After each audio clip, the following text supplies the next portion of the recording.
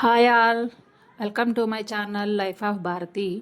Today మా అమ్మ special recipe రసం పౌడర్ చేసి చూపిద్దామండి. రసం పౌడర్ అందరికీ తెలిసిందే, ఒక్కొక్కళ్ళు ఒక్కొక్క రకంగా చేస్తారనమాట. నేను మా స్టైల్ రసం పొడి చూపిద్దామనండి. నేనైతే దీనికోసం కొంచెం మెంతులు, ధనియాలు, మిరియాలు, జీలకర్ర, పచ్చిశనగపప్పు తీసుకున్నానండి. చాలామంది ఇందులో ఇంకా కందిపప్పు అని, ఇంకా వేరే పుట్నాల పప్పు అని చెప్పి పొడి లాస్ట్లో చల్లటం అవన్నీ చేస్తారండి. అవన్నీ ఏం చేయొద్దు, కందిపప్పు అవసరం లేదు. మనం తీసుకునే పచ్చిశనగపప్పు సరిపోతుందన్నమాట. ధనియాలు మన స్టవ్ మీద పెట్టేసుకొని అన్నీ దేనికది ఇండివిజువల్గా వేయించుకోవాలి. అన్నీ కూడా మీడియం ఫ్లేమ్లో పెట్టుకొని కొంచెం ఓపికగా వేయించుకోండి. మనకి అవి వేగిందా లేదా ఎలా అర్థమవుతుందంటే, స్టవ్ మీద అవి వేగినాక చిటచిట మంచిగా సౌండ్ వచ్చి మంచి స్మెల్ వస్తుంది అనమాట. ఆ స్మెల్ వచ్చినప్పుడు ఇది వేగింది అనుకొని తీసేసుకోవటమే, తీసి పక్కన పెట్టుకోవటమేనండి. పక్కన పెట్టుకొని మిగతావి కూడా వేసుకొని వేయించుకోవటమే. అలా ఒక్కొక్కటి వేయించుకోవాలండి. చూసారా ధనియాలు ఎంత మంచిగా వేగుతున్నాయో. ఈ స్టేజ్లోకి వచ్చినాక మనం ధనియాలు ఇవ్వండి, చూడండి ఎంత మంచి కలర్ వచ్చాయో, మంచి స్మెల్ కూడా వస్తున్నాయి అన్నమాట. ఈ స్టేజ్లో మనం ధనియాలు తీసి పక్కన పెట్టుకోవాలి. మళ్ళీ ప్లేట్లో పోసుకొని ఆరనివ్వాలన్నమాట. అన్నీ ఇండివిజువల్గానేనండి, కలిపి ఏది వేపొద్దు. ఒక్కొక్క దానికి ఒక్కొక్క టైం ఉంటుంది అన్నమాట. ధనియాలు తీసేసి నేను ఇప్పుడు ఇందులో జీలకర్ర వేశాను. ఈ జీలకర్ర కూడా మీడియం ఫ్లేమ్లోనే, ఈ జీలకర్ర చాలా ఫాస్ట్గానే వేగుతుంది. జీలకర్ర కూడా వేయించేసుకున్నాక పచ్చిశనగపప్పు, జీలకర్ర కూడా అంతేనండి, సేమ్ మంచి స్మెల్ వస్తుంది, చిటచిట సౌండ్ వస్తుంది, మనకి అర్థమైపోతుంది.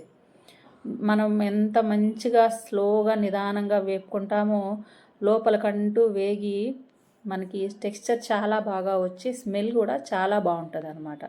ఇవి అప్పుడు ఏమవుతుందంటే మనకు చాలా రోజులు నిల్వ కూడా ఉంటుంది. అవ్వండి, అవి వేగిపోయినాయి, తీసేసాను. ఇప్పుడు పచ్చిశనగపప్పు, ఈ పచ్చిశనగపప్పు కూడా సేమ్ అండి, మీడియం ఫ్లేమ్లో పెట్టుకొని వేయించేసుకోవటమేనమాట. ఇవి కూడా మంచిగా చక్కటి వాసన వస్తాయి, మనకి కలర్ మారిపోతుంది, మనం అర్థమైపోతుంది కదండి, మనందరికీ తెలుసు కదా. వీటి కూడా చూడండి ఎంత బాగా వేగాయో.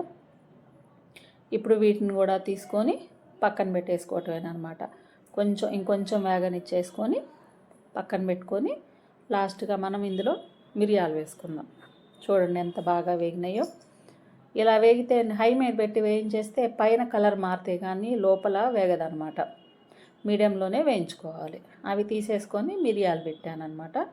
మిరియాలు బ్లాక్గా ఉంటాయి కాబట్టి మనకు అర్థం అవ్వదు ఇవి వేగాయా లేదా అనేది. అర్థం అవ్వాలి అంటే సింపుల్ ట్రిక్ ఏంటంటే, అవి వేగగానే మనకి మంచి మిరియాల స్మెల్ వస్తుంది అనమాట. యాక్చువల్గా ఇవాళ రేపు మనకి కరెక్ట్ మిరియాలు కూడా దొరకట్లేదండి. కొంచెం చూసుకొని మంచిగా గట్టిగా సన్న మిరియాలు కాకుండా లావు మిరియాలు మంచిగా ఉన్నాయి చూసి తెచ్చుకోండి. ఇవి వేగాక మనకి మంచి స్మెల్ వస్తాయి అన్నమాట. లాస్ట్లో ఇవిగోండి కొంచెం మెంతి పొడి, ఒక అర స్పూన్ మెంతులు. వీటిని కూడా నేను ఆల్రెడీ కళాయి వేడిగా ఉంది కాబట్టి అందులో వేసేసి ఆఫ్ చేసేసానండి. ఇదిగోండి ఇప్పుడు ఇవన్నీ కలిపి ఒక ప్లేట్లో పెట్టుకొని చల్లబడే వరకు నేనైతే ఒక 1 అవర్ అలా వదిలేసానమాట. వదిలేసి చల్లగా అయిపోయినాక మనం ఫైన్ పౌడర్ కొట్టేసుకోవటమే. ఫైన్ పౌడర్ చేసుకున్నాక మనం డబ్బాలో పెట్టుకుంటే అది క్వాంటిటీని బట్టి మనం బయట పెట్టుకున్నా కానీ 1 ఇయర్ వరకు పురుగు కూడా పట్టదండి. ఎక్కువ క్వాంటిటీలు ఇప్పుడు ఎవరన్నా మన పిల్లలు ఎవరన్నా జాబులకి వెళ్ళేవాళ్ళు లేదా ఫారిన్లో ఉన్న పిల్లలకి మనం 1 కేజీ అలా కొట్టి పంపించిన ఫ్రిడ్జ్లో పెట్టుకుంటే అది 1 ఇయర్ 2 ఇయర్ 3 ఇయర్స్ వరకు అయినా బాగుంటుంది. కొంచెం ఘాటు తగ్గుతుందేమో కానీ ఫ్లేవర్ టేస్ట్ అయితే అస్సలు తగ్గదండి. ఇదిగోండి ఇలా మొత్తం మిక్సీకి వేసి ఫైన్ పౌడర్ చేసుకున్నాను. ఫైనల్గా మన రసం పొడి అనమాట. చివరి వరకు చూశారు కదండి. లైక్ చేయండి, షేర్ చేయండి.